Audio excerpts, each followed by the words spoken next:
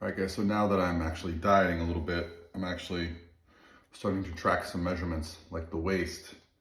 And one of the questions I get is, how do you measure your waist? I like to measure at the biggest part, because if you're losing body fat, the biggest part will always be getting smaller. So we're starting to track now as we're starting this fat loss phase.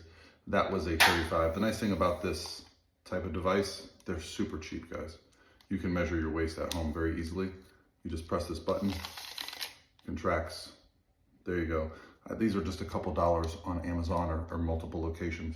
So I just finished today's cardio session, and I wanted to talk a little bit about tracking progress. Like, how do you know you're getting leaner? Because a lot of us focus on the scale, and rightfully so. The scale is going to move, assuming you're just losing body fat. If you're putting on some muscle at the same time, maybe you haven't been training for a while, maybe you're new to training, maybe you're starting a supplement protocol that's gonna benefit some lean body mass, whatever it may be, you can actually add lean body mass at the same time you're losing body fat. So that scale can be a little bit deceiving, but this is not deceiving.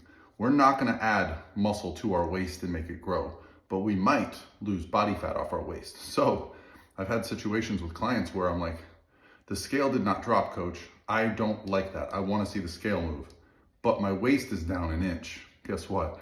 That is the best possible case scenario. That means not only are we potentially keeping the muscle that we have, we're adding some, and we're clearly losing body fat, because this is annoying body fat, guys. These love handles, by the time I'm done with this cut, will be completely gone. My waist today measured 35. What's a good waist measurement? Based on health standards, you want to be less than half of your height, okay? So my height at 75 inches, that would be 37 and a half inches, right? Well, guess what? I'm well below that at 35. However, do you know where my waist gets when I compete?